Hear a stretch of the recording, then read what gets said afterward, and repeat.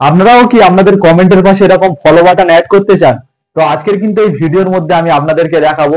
আপনারাও কারোর পোস্টে যদি কমেন্ট করেন তাহলে কিন্তু আপনাদের কমেন্টের পাশে এরকম ফলো বাটন অ্যাড করতে পারবেন। তো কিভাবে এটা করবেন চলুন তা দেখে নেওয়া যাক। তো এর জন্য কিন্তু প্রথমে আপনাদেরকে ফেসবুকটাকে ওপেন করতে হবে এবং আপনাদের যেই প্রোফাইল রয়েছে সেই প্রোফাইলের মধ্যে কিন্তু আপনাদেরকে চলে যেতে হবে। তো এখানে এসে আপনাদেরকে প্রথমে দেখতে হবে আপনাদের ফেসবুক প্রোফাইলের প্রফেশনাল ড্যাশবোর্ডটা অন রয়েছে কিনা।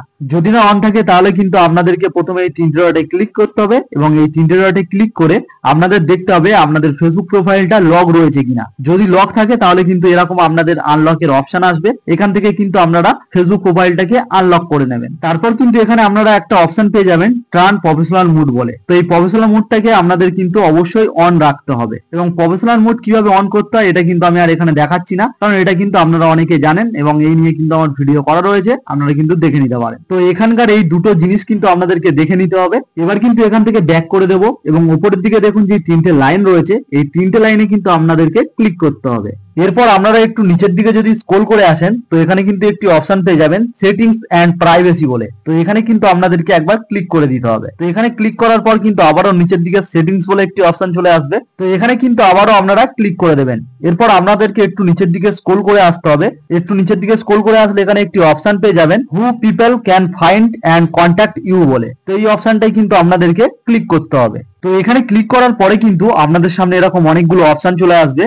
তো এখান থেকে দেখুন প্রথমে একটি অপশন রয়েছে who can send you friend request. তো এখানে কিন্তু দেখুন আমার ফ্রেন্ডস অফ ফ্রেন্ডস হয়ে রয়েছে। তো এখানে কিন্তু আপনাদেরকে ক্লিক করতে হবে এবং এটাকে কিন্তু ফ্রেন্ডস অফ ফ্রেন্ড থেকে এভরিওয়ান করে নিতে হবে। তাহলে কিন্তু আপনাকে প্রত্যেকেই ফ্রেন্ড রিকোয়েস্টটা পাঠাতে পারবে। তো এটা এভরিওয়ান করার পর এখান থেকে সেভ করে দেবেন। তো তারপর কিন্তু এখানে যেই অপশনগুলো রয়েছে তো এখান থেকে কিন্তু আপনাদেরকে আর কোনো কিছুই করতে হবে না। তো এখান থেকে কিন্তু আপনারা ব্যাক করে নেবেন। এরপরে কিন্তু আপনারা এই নিচের দিকে আরেকটি অপশন পেয়ে যাবেন ফলোয়ার্স এন্ড পাবলিক কন্টেন্ট বলে। তো এখানে কিন্তু আপনাদেরকে একবার ক্লিক করে দিতে হবে। এখানে ক্লিক করার পর কিন্তু এখানে অনেকগুলো আবারও অপশন চলে আসবে। তো এখানে কিন্তু প্রথমে যেই অপশনটি রয়েছে হু ক্যান ফলো মি, তো এটাকে কিন্তু অবশ্যই আপনাদেরকে পাবলিক করে রাখতে হবে। যদি পাবলিক ছাড়া এটা অন্য কিছু করে রাখেন তাহলে কিন্তু অন্য কেউ আপনাকে আর ফলো করতে পারবে না। তো তাই কিন্তু এই অপশনটা অবশ্যই আপনাদেরকে পাবলিক রাখতে হবে। তারপর এখানে দেখুন যতগুলো অপশন কিন্তু আপনারা এখানে দেখতে পাচ্ছেন সব কিন্তু এখানে পাবলিক করে রাখবেন এবং নিচের যে দুটো অপশন অন হয়ে রয়েছে এই দুটো অপশন কিন্তু আপনাদেরকে অন করে রাখতে হবে।